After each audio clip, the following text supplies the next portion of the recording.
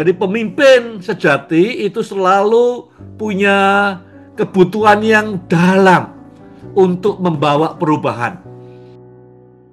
Jadi makna hidup berkaitan dengan tujuan hidup, dengan pertanyaan mengapa. Mengapa aku ada di sini? Mengapa aku hidup? Untuk apa?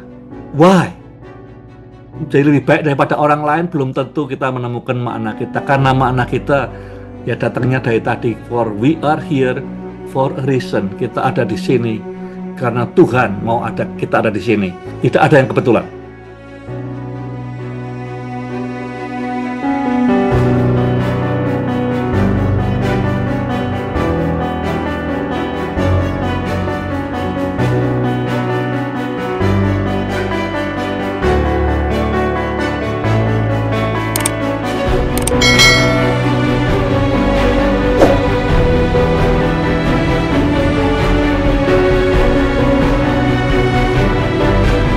Kalau kita mau lihat tema keseluruhan kitab ini adalah takut akan Tuhan.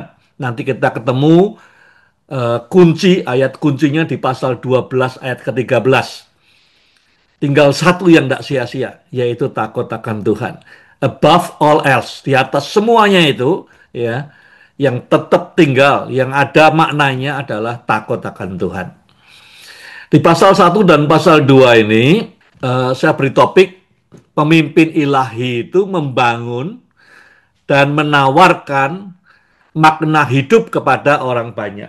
Topik yang pertama, leadership drive atau felt need. Pemimpin itu ya selalu push the boundaries. Pemimpin itu mencetak sejarah. Karena apa? Karena ada 4 drive dalam dia. Ada 4 felt need. Pemimpin-pemimpin yang sejati punya aspek-aspek ini yang buat mereka terus push the boundary. Ya, sehingga mereka bisa meninggalkan legacy, mencetak sejarah ya, dalam hidupnya. Apakah 4 felt need ini? Yang pertama, perubahan. Ya, pemimpin-pemimpin sejati selalu push for change. Karena pertumbuhan tidak mungkin tanpa perubahan. Perkembangan tidak mungkin tanpa perubahan. Jadi pemimpin sejati itu selalu punya kebutuhan yang dalam untuk membawa perubahan. Nah, kalau manajer berbeda, dia mencoba mempertahankan supaya jangan berubah, ya. Tetapi pemimpin itu ada felt need, kebutuhan di dalam dirinya, jati dirinya, push for change. Di dalam Pengkhotbah 1 ayat 4, satu generasi pergi, satu generasi lain datang, tetapi bumi tetap selama-lamanya. Ya, frustasi si Salomo ini karena dia punya felt need di dalam untuk push for change, mendorong perubahan, mendorong perkembangan, mendorong pertumbuhan. Tapi setelah sekian lama hidup ya, dan pada masa tuanya, pada saat Tuhan sudah tidak lagi bersama dengan dia, dia lihat kayaknya semua upayanya kayak sia-sia. Ya.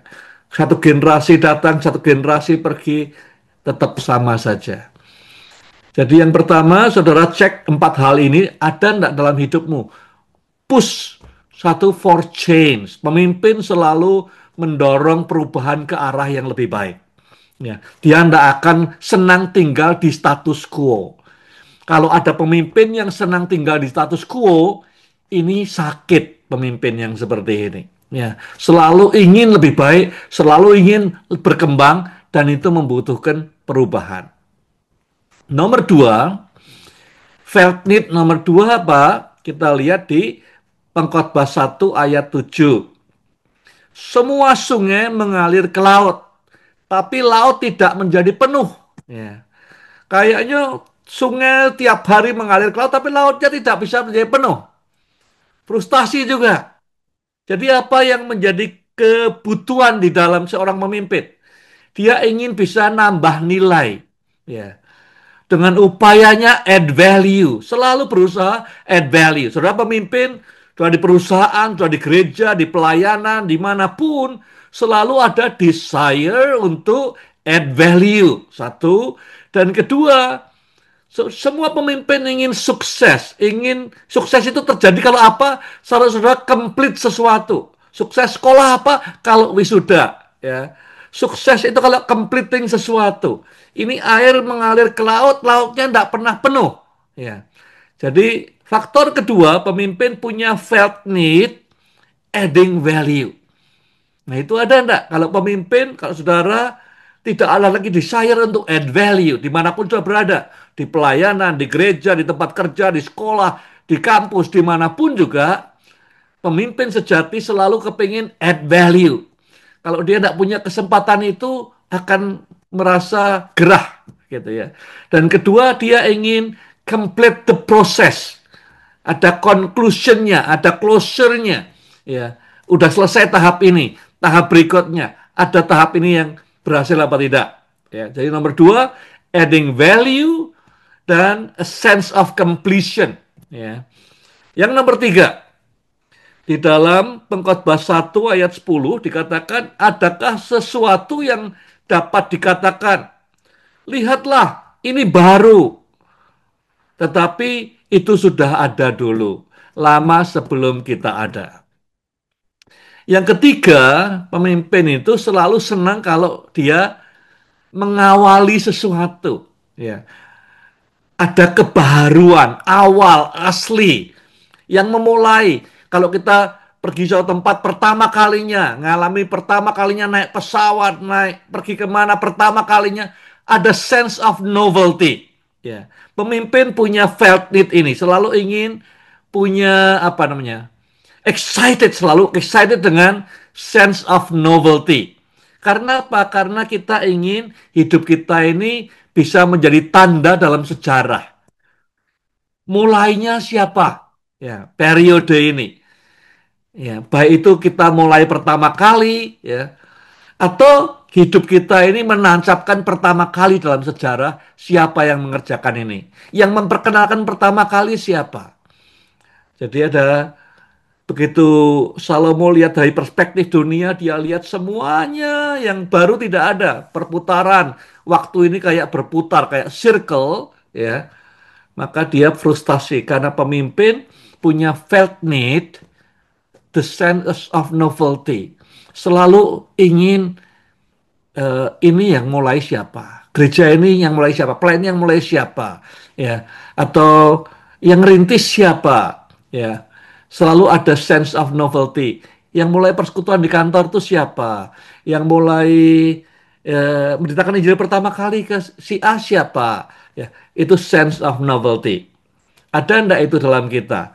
Terus ingin, so God, apa yang Tuhan ingin nyatakan berkaitan dengan hal ini? Dan yang keempat, ya, di dalam Pengkhotbah 1:11, orang tidak ingat apa yang sudah terjadi di masa lalu, begitu juga hal-hal yang terjadi sekarang ini tidak akan diingat oleh orang-orang di masa mendatang.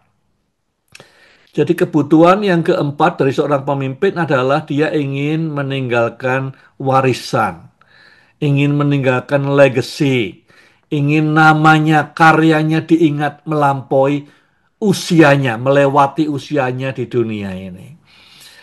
Jadi begitu Salomo sadar dalam perspektif dunianya semuanya sia-sia karena tidak ada yang akan ingat dia.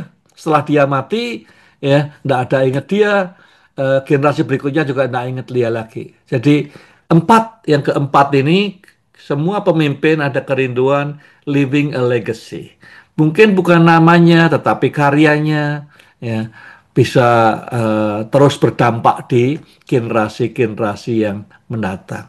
Nah ini untuk ngecek kehidupan kita masing-masing, kita punya pemimpin, apakah ada 4 unsur ini yang beri dorongan pada kita. Semua kita punya 4 ini, tinggal mana yang paling kuat yang membawa kita bisa berdampak di dunia ini. Leadership, kepemimpinan itu adalah the ability, kemampuan untuk membangun dan menawarkan makna kehidupan. Jadi saudara ikut pemimpin karena lewat perjalanan ini sudah menemukan makna. Hidupmu jadi bermakna. Jadi tugas pemimpin atau kepemimpinan adalah menawarkan dan membangun makna.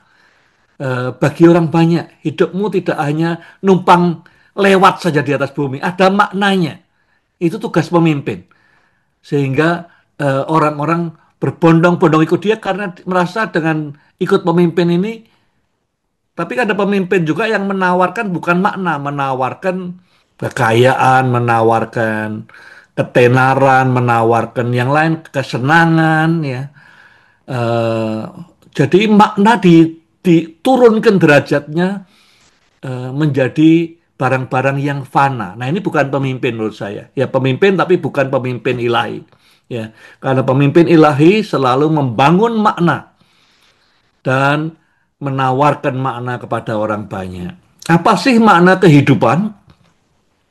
Yang pertama, ya, jadi orang suka terbiasa dengan tingkat kebutuhan orang, Maslow itu yang paling bawah itu kebutuhan yang makan, minum, itu kebutuhan orang yang paling mendasar, paling bawah. Tapi begitu dia berkembang, berkembang, berkembang, paling atas apa? Dia cari meaning, cari makna. Dia menemukan kebahagiaan, fulfillment, kepuasan kalau hidupnya bermakna. Mencari makna hidup itu apa? Ya. Yang pertama, makna itu berkaitan dengan purpose. Jadi pertanyaan why? Kenapa saya ada di sini? Kenapa saya hidup di sini? Ya, saat ini. Jadi makna hidup berkaitan dengan tujuan hidup, dengan pertanyaan mengapa? Mengapa aku ada di sini? Mengapa aku hidup? Untuk apa? Why? Yang kedua, makna itu berkaitan dengan sense of significance, rasa penting. Jadi orang bertanya, is my life really matters? Hidup saya ini ada maknanya tidak, ada gunanya tidak. Ya. Ada yang peduli tidak orang dengan saya hidup saya mati? Ya. Is my life really matter or not? Dan itu berkaitan dengan kontribusi saya dalam skala kehidupan yang lebih luas apa? Jadi makna yang pertama berkaitan dengan purpose, dengan pertanyaan why. Yang kedua dengan berkaitan dengan kontribusi kita. Ya. Kita ini hidup memberi kontribusi untuk apa lingkungan yang lebih luas apa tidak? Apakah hidup saya ini diperlukan di dunia ini oleh orang lain atau orang tidak peduli saya lahir saya mati tidak ada yang peduli. Ya. A sense of significance. Yang ketiga, meaning atau makna kehidupan itu berkaitan dengan core value kita. Ya kadang-kadang kita tidak bisa tidak terjawab tujuan hidupnya apa. Kadang-kadang kita tidak ngerti peran kita apa. Tapi ada juga orang yang bisa menemukan makna hidupnya dari alignment antara yang dia buat dengan core value-nya. Jadi kalau sejauh dia menghidupi apa yang dia percayai, dia menemukan makna hidupnya. Yang penting dilihat orang, tidak dilihat orang, hidupnya jujur, integritas, dia menemukan kepuasan di situ. Jadi tiga hal ini yang berkaitan dengan makna kehidupan. Semua kita pengen tahu, ya, hidup kita ini maknanya apa, artinya apa. Nah, Salomo dalam pasal 1, pasal 2 ini menolong kita, memberi guidance. Ya. Kalau kita mau mencari makna, carinya di mana? When we search for meaning, ya, makna kehidupan, kita nyarinya mana kehidupan gimana? Yang pertama, dia bilang, yang jelas, makna kehidupan tidak bisa ditemukan dalam hidup yang self-centered. Ya, di dalam Pengkhotbah 1 ayat 3 dikatakan, apakah gunanya manusia berusaha dengan jerih payah di bawah matahari? Dalam terjemahan kita, aku dapat apa? Ya, jerih payah aku dapat apa? Ya. Dalam bagian ayat berikutnya dikatakan, aku bersusah payah menggunakan semua hikmat, semua tenaga, semua energi, tapi kemudian orang lain keturunan yang kemudian yang menikmatinya yang tidak punya hikmat. Ya. Jadi meaning atau makna yang pertama tidak bisa ditemukan dalam kehidupan yang berpusat ke diri sendiri. Kehidupan yang selalu bertanya, aku dapat apa? Kalau aku kerjakan ini, aku dapat apa? Kalau aku kerjakan itu, aku dapat apa? Self-centered life, kalau saudara selalu mikirnya aku dapat apa, tidak akan ketemu makna kehidupan. Ya, sampai kapanpun juga. Yang kedua, dikatakan di pasal 2 ayat 15. Nasib yang menimpa orang bodoh juga akan menimpa aku. Untuk apa aku ini dulu begitu berhikmat? Ya, jadi hikmat atau knowledge pun tidak bisa menjawab soal makna. Makna kehidupan tidak dapat ditemukan dengan banyaknya pengetahuan. Jadi hal kedua, Salomo berkata yang pertama, kehidupan yang self-centered, kalau nyari di sana tidak ketemu makna. Kalau mau cari mana lewat pengetahuan, gelarnya banyak, ya juga tidak akan ada di sana. Makna tidak ditemukan dengan banyaknya pengetahuan. Yang ketiga, Pengkhotbah 2 ayat 2. Tentang tertawa aku berkata itu bodoh. Dan mengenai kegirangan, apa gunanya? Yang ketiga, Salomo mengatakan makna hidup tidak dapat ditemukan dalam kenikmatan atau kesenangan dunia. Gelak tawa sementara, kenikmatan dunia dikatakan aku tidak menahan diriku menikmati semua pleasure kenikmatan dunia. Di sana pun tidak ada makna kehidupan. Ya. Jadi kalau kita mencari makna kehidupan, tidak bisa didapatkan dalam kenikmatan atau kesenangan dunia. Ya. Kita ditawari, oh kalau uangmu banyak kamu akan ketemu makna. Kalau kamu bisa pergi ke seluruh dunia, kamu ketemu makna. Salomo mengatakan, tidak, kesenangan, kenikmatan, aku semua sudah coba, tidak ada maknanya di situ. Dan yang keempat, ketika aku 12 meneliti segala pekerjaan yang telah dilakukan tanganku dan segala usaha yang telah kulakukan untuk itu dengan jerih payah, lihatlah segala sesuatu adalah kesia-siaan dan usaha menjaring angin. Memang tidak ada keuntungan di bawah matahari. Ya, ini bicara tentang kekayaan. Kekayaannya dia tidak terlawan oleh raja manapun ya, di Israel. Makna kehidupan tidak dapat ditemukan dalam kekayaan, pencapaian, sukses dalam pekerjaan. Saya tidak mengatakan bahwa sukses itu jelek, saya tidak mengatakan bahwa kekayaan itu dosa, tetapi kalau sudah mencari makna kehidupan, Salomo berkata, mencari di tempat itu tidak akan menemukan makna kehidupan. Nah, makna kehidupan ada ditemukan di dalam Tuhan. Jadi Paulus mengatakan kalau cari makna kehidupan membuat kita ini punya energi, ya, punya kekuatan, punya pengharapan, dan menemukan kebahagiaan sejati, fulfillment.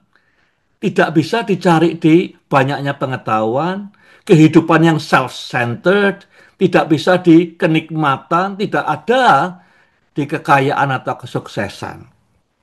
Saat ini, ya, saudara refleksi itu artinya berpikir ke dalam. Apakah hidupmu bermakna atau tidak, menurut saudara? Apakah sudah menemukan makna daripada hidupmu? Ya. Tadi saya katakan makna itu apa? Ada kaitannya dengan why. Kenapa aku di sini? Kedua, kontribusiku apa? Ketiga, apakah nilai-nilaiku, nilai dalam kehidupanku, nilai Alkitab itu cocok dengan kehidupanku? Pertanyaannya, apakah hidup saudara meaningful? Kalau saudara mengatakan aku tidak tahu, ya tidak apa-apa. Ya. Atau aku belum ketemu, ya tidak apa-apa. Ya. Kalau memang ya meaningful, what make your life meaningful? Apa yang membuat hidupmu itu bermakna hari ini?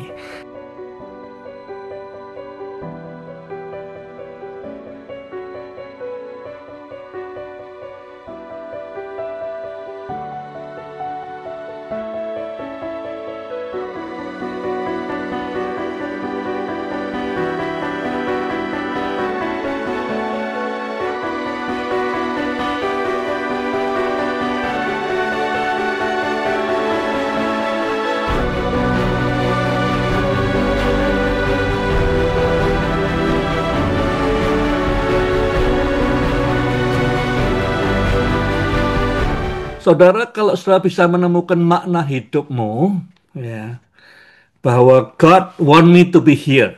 That's the basis, ya, landasan kenapa hidupku bermakna karena Tuhan yang mau saya hadir di dunia saat ini.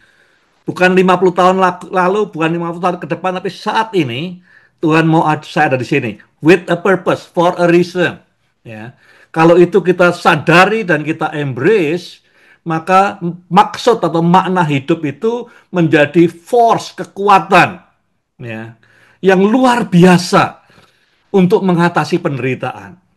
Ya, penderitaan bisa aja karena dibully, karena dianiaya seperti orang-orang mungkin yang sedang mengalami aniaya di Pakistan, di Sri Lanka, di mana-mana, ya. Atau mungkin penderitaan karena ekonomi, karena yang lain. Tapi kalau kita punya makna kehidupan, reason, understand that we are here for a reason, maka kita bisa melampaui, mengatasi penderitaan karena punya makna. Kalau sudah tidak punya makna, cepat putus asa, ya.